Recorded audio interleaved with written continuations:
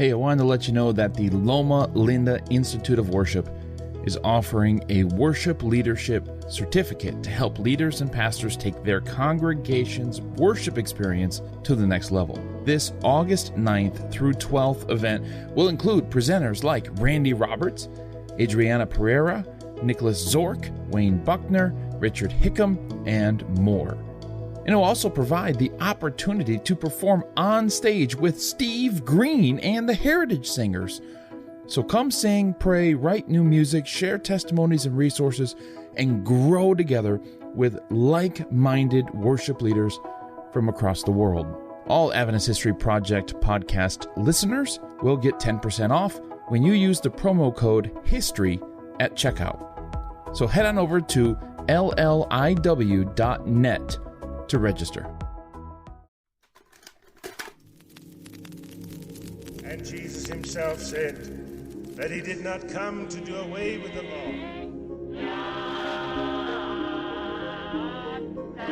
He does not take us out of this world if he does not want us to be contaminated by it. This is the Adventist Pilgrimage Podcast with your hosts, Michael Campbell and Greg Howell. All right, welcome to the Adventist Pilgrimage Podcast. This month, we are going back to the archives, trying to dig around a little bit. I honestly would love to spend more time in the archives. Michael has access in ways that I do not, because I'm on the West Coast, he's on the East Coast, living almost in the archive building itself. I mean, honestly, Michael, you've got access. You're referring to the General Conference archives as well as the North American Division archives. I mean the Library of Congress. I mean, every time I turn around, you're sending me cool new pictures of old letters and people's handwriting that's hard to read. I love it, and I'm jealous, is what I'm saying, because you can just go there on your lunch break. Whereas I would have to plan a major excursion and fly out there and live in 3 time zones, Anyway, today, aside from my jealousy, we're here to talk about some cool old stuff that Michael has been able to find. We're going to be looking at an old guy named Butler and Albertsworth and some great stuff. So, yeah. Michael, why don't you... Now I feel bad. I feel like I'm going to be rubbing No, not only in friendly jealousy, but otherwise I'll find stuff. I'm finding stuff. You're always ready. You can come out and crash with us. Exactly. And do some research in the archives anytime. I definitely will. So what have we found today, Michael? I've been going through some of the old archival boxes at the General Conference archives. Man, I mean, there's just so much stuff. I could tell you about some stuff I found at the Library of Congress recently, but we'll save that for another episode. But what's been particularly fun is I'm going through and trying to write a couple of encyclopedia articles recently. So on William Miller and the Millerites, and then also on the North American Division, how the North American Division developed. And a lot of people don't know that there was a North American Division all the way back in 1913 to 1918. As our church was developing divisions, there was a North American Division. So what I thought would be good to do is just kind of slow down a little bit and start processing through some of those records from about the time of the first North American Division. Of course, if you're aware of this at all, it's kind of complex, but kind of basically merges with the General Conference. And at various times, there's different amounts of, there's a vice president for North America. There's all kinds of different things. Sometimes there's a committee, sometimes there's not. That's neither here nor there, because that's for a different project. But what I thought it would be fun to do, Greg, is slow down and try to read through the letters of I.H. Evans, who was the first, shall we say, North American Division president from 1913 to 1918, and actually use that terminology. You'll look at the letterhead. There's letterheads, and the letterheads are so cool.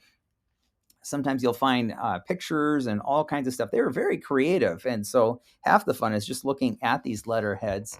And then, so Evans is is the vice president of the General Conference, then North American Division president. He'd been a missionary in China. So I thought, it'd be fun to go through his papers. A lot of people go through the president and secretary, all of those record groups for the officers. They don't always go through some of these other ones. And sometimes in these other collections that are generally kind of, in comparison, neglected or overlooked by a lot of scholars, sometimes you'll find a few things, some little historical vignettes and tidbits that just because they're not well worked through, that people may or may not know have been there. And And so sometimes they're just filed away, tucked away, and they're just in these folders. And the way a lot of archives, including the folders that I'm working through, if there's a lot of letters on somebody, there'll be a whole folder on them. But for a lot of them, there might be just one or two letters, and they end up in these folders called miscellaneous. So usually by the last name, it'd be A miscellaneous or B miscellaneous, and then you might have several people with file folders in between. And sometimes miscellaneous folders are just a rich treasure trove, Greg. And so there are two individuals, you mentioned them already, that I found something that was really, really quite amazing. And I think a lot of our listeners who are interested in Adventist history might find a lot of fun. The first is a letter by A.F. Albertsworth. A.F. Albertsworth. And if I'm going any to of say, our listeners help us. Who is this A.F. Albertsworth, and why do we always have abbreviated first my whole names? book on the 1919 Bible Conference in 1922, I've got some sections on him, and I consider him basically, Greg, the first bona fide real Adventist historian. Now, if you're listening to this, you're like, well, what about Loughborough? What about these others? Well, this is not to sound like snobbish or anything, but I kind of call them chroniclers, right? So they're chronicling history. But Albertsworth is different in that he has formal historical training. He has gone to school and studied history. And this particular letter is cool because it's a letter to Evans, who's the president of the North American Division, saying, hey, thank you for your personal interest in me. And the letterhead is from the University of Chicago. So what's he doing at Chicago? Well, he's studying church history. And he actually reports back to Evans. He's obviously having a good time. I'm studying with, and I quote, the country's famous church historians. And he's talking about, I have a course on the early church with Dr. Moncrief, a course on the Protestant Reformation with Dr. Christie, who will become a famous church historian, writes a bunch of books, right? And 2 courses on New England religious history, and even the history of Catholicism and Protestantism since the French Revolution. So some a little bit more modern church history. And so he's learning, he has a class on historical methods. And so what's amazing is you start seeing, here's somebody that's getting some serious training in history and archives and research and everything else. And again, to my knowledge, he is the first person to do that. He's the first Adventist I know of actually becomes a member of the American Society of Church History. If people want like a lowdown on this guy, I mean, I wrote a whole article on him for the new Encyclopedia of Seventh-day Adventism. Just go on there and type in Albertsworth. You can get the whole biography. But this is a whole new level of detail. I mean, I knew he had gotten some training.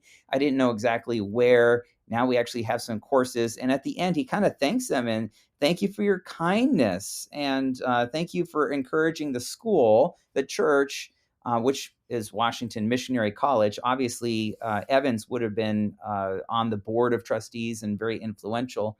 They had set aside some money for training their faculty. So he's one of the very early faculty members. And so they're investing in him and his education. And then Evans writes a letter how happy he is. He talks about his own son who is going off to study graduate school at Columbia, I believe it is, in New York City. So he obviously values and appreciates education. So this is pretty neat because I think we have to remember that our pioneers weren't anti-intellectuals. They weren't against learning, but they were for the idea that we should have some of our best and brightest and most committed young men and women, having them get the training that they need so they can go back to our various institutions and provide really quality Adventist education. So he gives a little update, a personal update. Obviously, Evans, very personable individual, cared deeply for these other people, giving a little update on his own family and encourages them, keep specializing in church history. That's pretty cool. You have actually a church administrator saying specialize in church get out history. there and learn it. Yeah. So it's not just learn history or write about history, but actually to specialize in it. And so really, I say, he's really the first religious or church historian in our Adventist past that you definitely see that's different than anything that you see before. And of course, it'll be quite some time afterwards before you have some other people who will kind of follow. I was going to say he's first in a line of people going to University of Chicago. Even like there's quite a few after him that take the same. In the 20th century, there was a whole bunch of people that all go to Chicago. Everybody from Mervyn Maxwell to more recently Ben MacArthur, who is my major professor when I was an undergrad student at Southern, well-known Adventist scholar. More recently, Lisa Diller, Mark Peach. I mean, there's a whole bunch of Adventist scholars over the decades that have gone to Chicago, but definitely he's the first one to go to Chicago. And his, like you said, his class list is like reading a who's who of church history, big wigs. I mean, goodness. I was like, good grief. What kind of classes could you have gotten back then? That was amazing. Right. Yeah. So again, the miscellaneous folder, just as random, actually there's 2 letters with the responses by Evans, but just a fascinating vignette into Adventist historiography. And for those not familiar with that, it's the study of history, or how people have written and thought about history. And so this is really in my mind, for Adventist historians, this is quite a huge find. All right, so we've got Albertsworth here. We've got some really great stuff going on with that. Those serendipitous moments in the miscellaneous file. I love that. What else have you been pulling up, Michael? Well, the other thing I found just really fascinating were 2 little tiny folded up letters, and they were in the back of a miscellaneous folder, a different one. And as I'm looking at it, and I unfold the letter very carefully. But as I unfold the letter, I realize I look at the end, GIB. And one of the letters we should all know. And one of the letters says Twin Magnolias. And if anyone has done any study on Adventist history on G.I. Butler of 1888 fame, you will, or infamy, you will know that, I was saying. that after the whole debacle as that kind of goes down, that his wife is very, very sick. He becomes sick. They move down to Florida and buy a citrus farm, and he calls it Twin Magnolias. So GIB, Twin Magnolias, obvious giveaway that this is G.I. Butler, former president of the General Conference. And there's not just one, but there's 2 letters. Now, the second letter, I think, and timing of this. Look, what data we got on these? The first one's May 31, 1916, and the second one looks like it says December, but it looks like it's kind of crossed out, and it's responding to another letter in December, and then it says 7. So I think most likely we're dealing with a letter. This is the challenge with letters, is they're human constructs. So people are with their own handwriting. You have to decipher it. And so most likely, I think this is January 7 of 1917. So very beginning of the next year, but the letters were part of a series of correspondence, right? So he's writing to Evans, who's the division president. He's asking for permission basically to go out and speak at some camp meetings. He's been invited, but he's a former General Conference president, for goodness sake. I mean, does he really need to ask for permission? But he's trying to be politic. He's trying to, is it all right? And I think following protocol. What's that? Following protocol, keeping it all straight. I mean, you expect nothing less of a former church president, right? Right. And so, yeah. So and he was always a good rule follower, right? Yeah, exactly. I mean, he's known for that. Come on. Yeah, exactly. So anyways, the long story short is that he's aging. He realizes he's aging. And he says, I want to go forth and into my final years as a laborer rather than as an aged ornament. I like that. He's like, hey, I want to stay busy. I love that phrasing. I can keep investing in the work. And in fact, he says, I rather prefer to stay busy. He even says, that's why he enjoys working on the farm. He can stay busy. He keeps talking about this, but then the Lord keeps calling him back to continue to labor in various responsibilities. And of course, after his wife passed away, they asked him to become the president of the Southern Union, the Southern Publishing, a series of different things in his later years, where he is making a contribution. So that's kind of interesting just in and of itself. The other thing that's really interesting is as he's writing this letter to Evans, kind of telling his story, it's giving him a chance to kind of share a little bit of an autobiographical narrative. And so he does that in this letter as he's going through it. He's recalling, and this is where I think it's especially very interesting. He says over 30 years ago, now this is 1916, so this would have been the 1880s, right? When Ellen White, she travels into Europe, he travels to Europe. Over 30 years ago, when I was president of the General Conference, Sister White was in Switzerland. She wrote me a lengthy letter in her own hand, all upon one topic. And then underlining, he writes, my health. Now, you have to understand, Butler's got a long and complicated history about his relationship with Ellen White, but he always ends up on the side where he wants to support the prophetic gift and take the prophetic gift seriously. And sometimes that's a little bit complex. It's complicated. It's not always very easy for him. And he writes this memorable statement in this letter. This is his memory of this. I remember one sentence. This is from Ellen White. Elder Butler, you must take care of your health, for your gifts will be needed in the closing work. And then now, do we have this letter, or is this referencing an Ellen White letter we no longer have? I haven't been able to find it yet, but maybe it exists somewhere, but I don't think we have that letter. Okay. We'll have to do some double checking on that, but I haven't seen that. So, and it doesn't surprise me. It would be a letter that we don't have. Sure. Personal letters, and dealing with a very personal matter, and if she wrote it out in her own handwriting, of course, in her later years, as she had more assistants, she had more ability to make copies of letters, and that kind of thing. So it's not surprising, or it wouldn't surprise me if we don't have a copy. Anyways, but for him, it was pivotal. This prophetic counsel, this letter that came to him.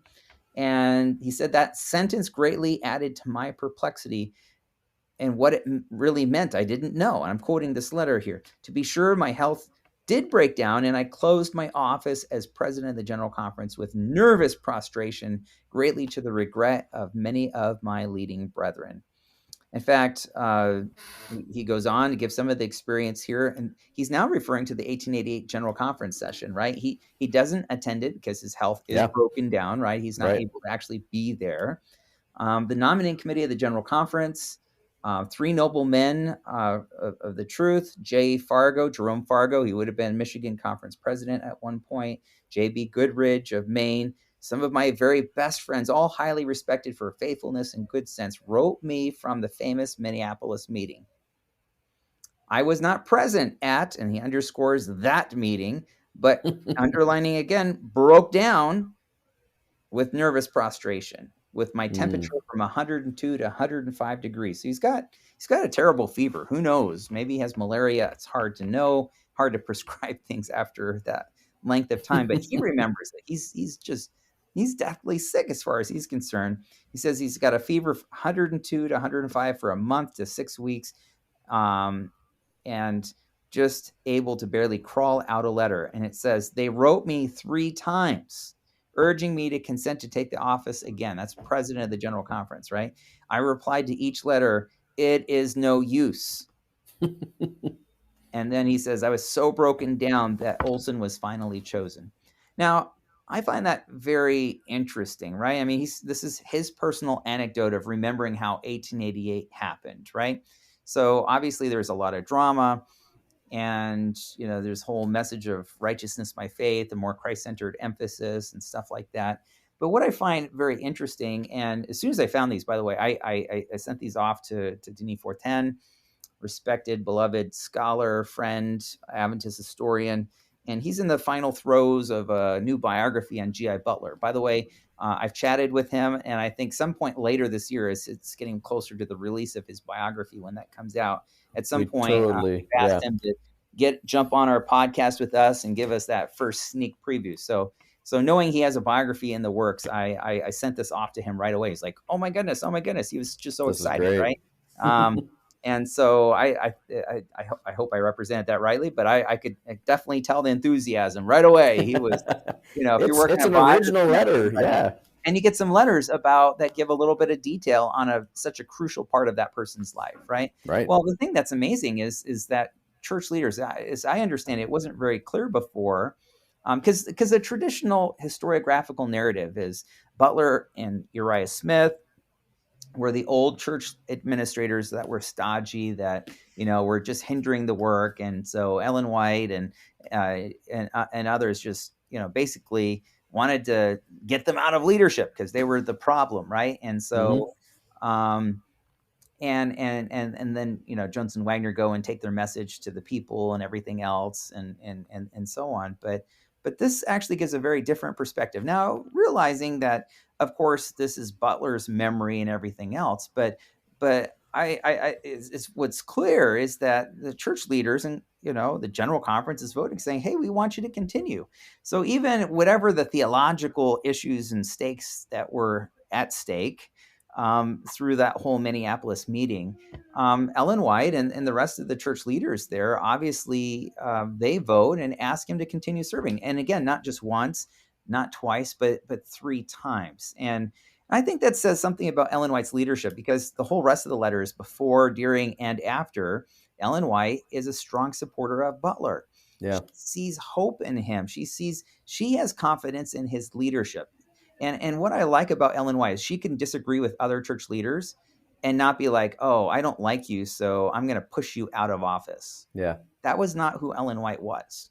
She tried to work with people where they were. And the letter doesn't seem like he felt that way about her either.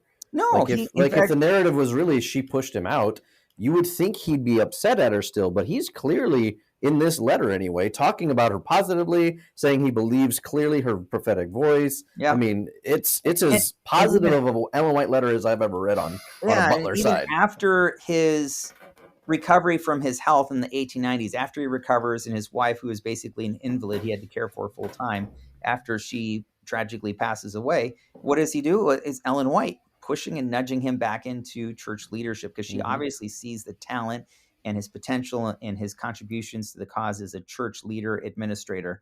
And so that we see that continuing on. And I think this is actually really, really crucial, because I kind of wonder if sometimes in our narrative of the whole 1888 saga, and I'm not saying it was a saga, and it was there was opposition, and it definitely was not one of her better General Conference sessions. And in fact, she talks about how she is shamefully treated, and even the Holy Spirit and everything else, how the message of Jones and Wagner was resisted. And these are unfortunate things. These are most unfortunate things. But at the same time, I also wonder if sometimes in our narrative in the 20th century, we care so much about later issues like righteousness by faith that we've gone back, and maybe we've made the whole 1888 saga, we've reinserted into its significance what we want it to be important for in the 20th century, rather than maybe the narrative as to how the actual participants would have viewed and remembered it. Because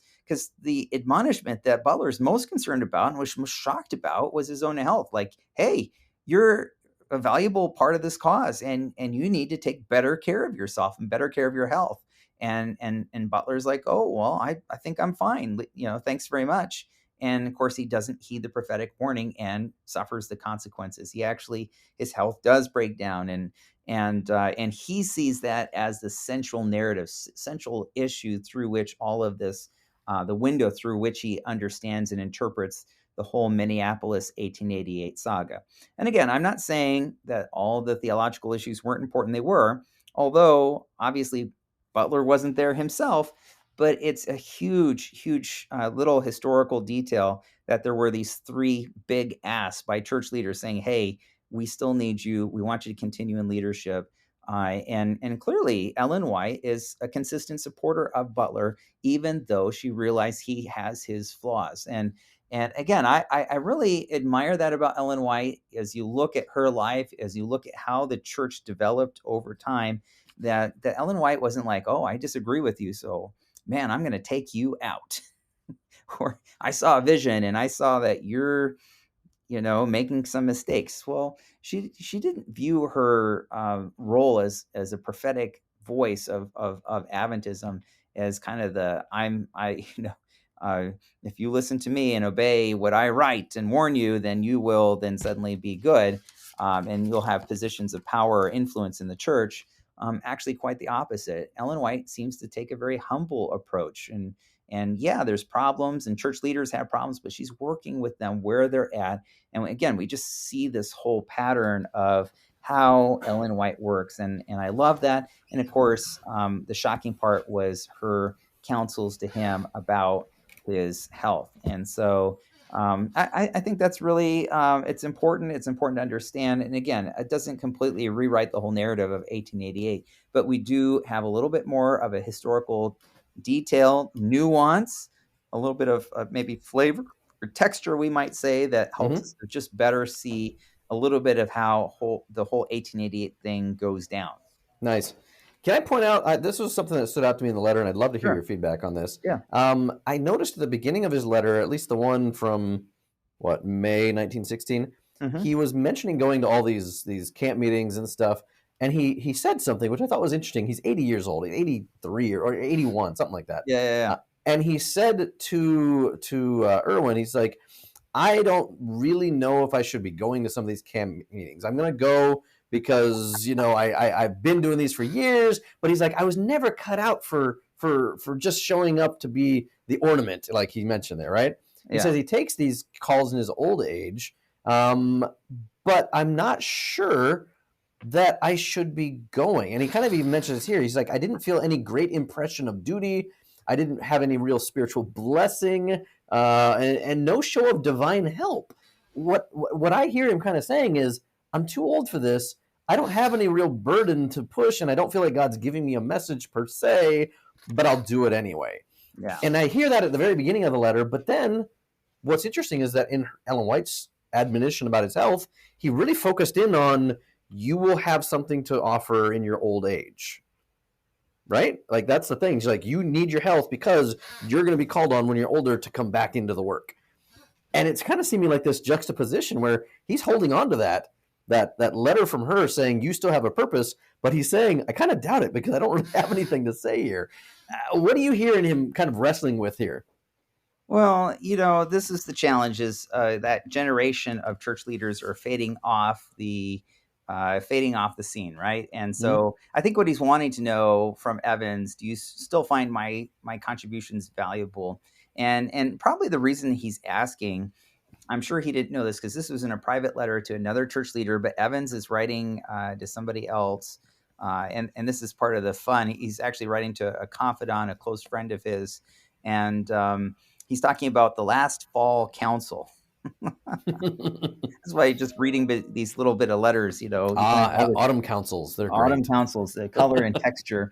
Now he's talking at Sevens, writing to his friend confidentially, writing about J.N. Loughborough, the early Adventist preacher and missionary and chronicler. He writes the earliest histories of Adventism, and he says, and I quote Evans, his effort was extremely feeble. He could not be heard more than half the time. Elder Haskell came to me and said, what an awful pity that Brother Loughborough should want to speak.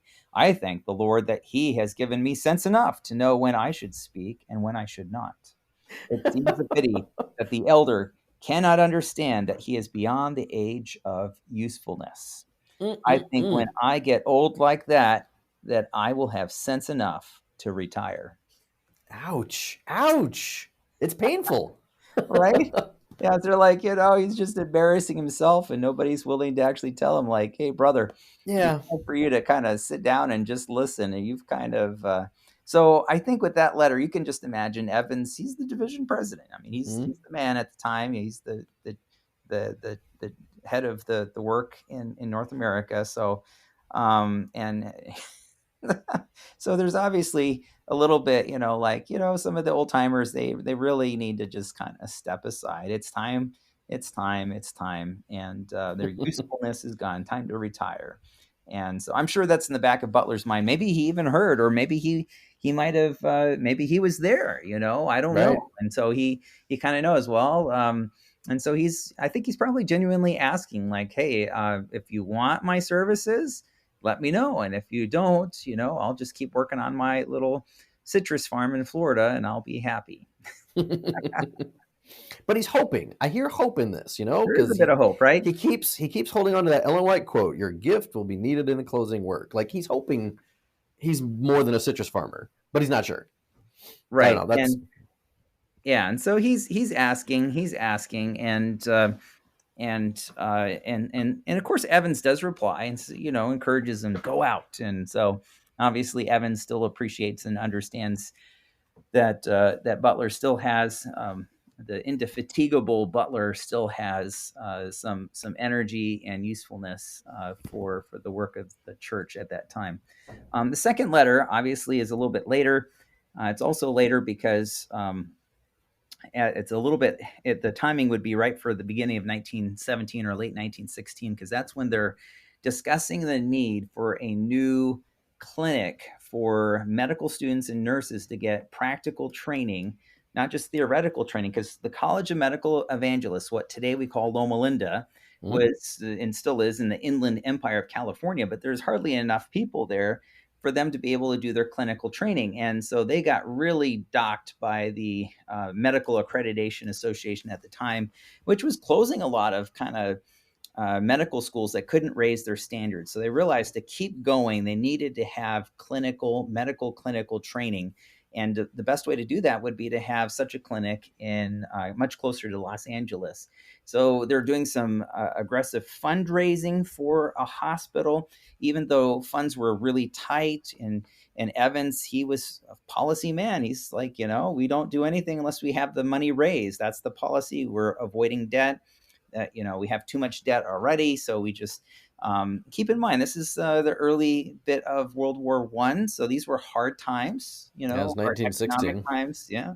And so they're like, we should do this. And Evans is kind of querying Butler, and not just Butler, but many other church administrators across the division. Because you go through his correspondence, he's writing literally hundreds of other church leaders back and forth. And he's asking them all the same question, but he obviously writes and is asking Butler, how do you feel if we name a hospital after Ellen White? What is being proposed is the Ellen G. White Memorial Hospital. Today, we still actually do succeed. Today, we have the White Memorial Hospital in Los Angeles. So that's pretty cool. And it does help the Loma Linda achieve the accreditation ultimately that they're trying to seek after. But it gives Butler a chance once again. Remember, his big beef, according to his memory, at least at this time, was the whole importance of healthful living, the health message, how his health had broken down. And so he remembers, how instrumental Ellen White was in advocating for the development of health and health institutions in early Adventism. So, and at one point I quote, "Sister White has been the apostle of this health movement among our people and the world. Light from heaven came through her to our people on this stupendous subject." I like that, stupendous. Mm-hmm. And so he sees this as she's a catalyst for change within Adventism to live more healthfully. And again, he focuses especially on the spiritual aspects of her contributions. At one point, he does kind of acknowledge again a little bit of his own journey. I like this. This is what you dig this out of these letters and transcribe it. It is certainly proper, this is on page 3, to give some public evidence of our appreciation to properly appreciate her earnest and faithful efforts along health lines. God has greatly honored us as a people by giving us a genuine prophet to lead out in this branch of our work. For my part, I have long ago got past all squeamishness and cowardice about acknowledging my belief in her prophetic gift. That grand and blissful life she lived before the world has left its impress upon even those not of our faith and in the esteem of the world. So again, he's going on and he's explaining, this is really important. We see how she made a difference in the world, both within the Adventist world and outside of Adventism, as our health institutions bless many people outside of the church. Again, he sees this as, here is an example of a great contribution of the prophetic gift. And by the way, he contrasts that with Joseph Smith, the Shakers, and Christian Science, and so Mary on. Baker, between those and Ellen White. So again, just it's a huge kind of little window, a vignette, insight into his view of the prophetic gift at a very crucial stage in the development of Adventism. Of course, they didn't know at that time whether Loma Linda would make it, the College of Medical Evangelists. It's kind of dicey. It's dubious. It's not looking so hot. At that particular juncture, it could go either way. And so Butler's all in.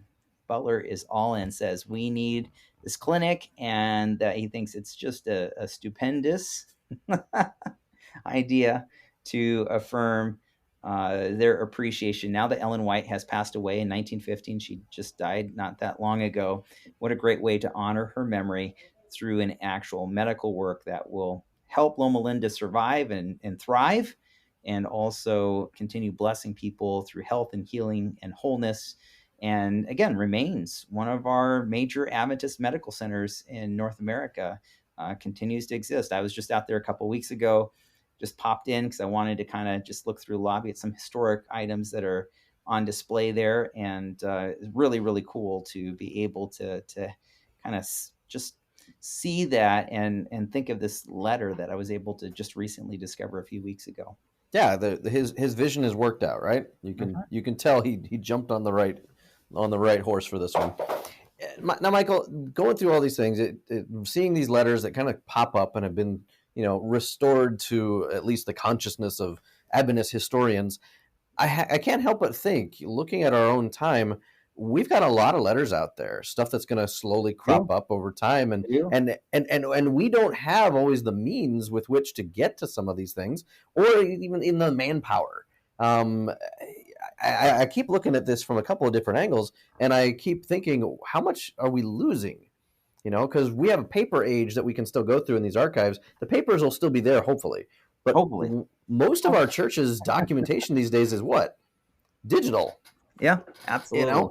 And as a historian, I got to say, I get more and more scared because hard drives crash and servers go offline, and are we keeping, or is this the kind of stuff that keeps you as the archivist up at night?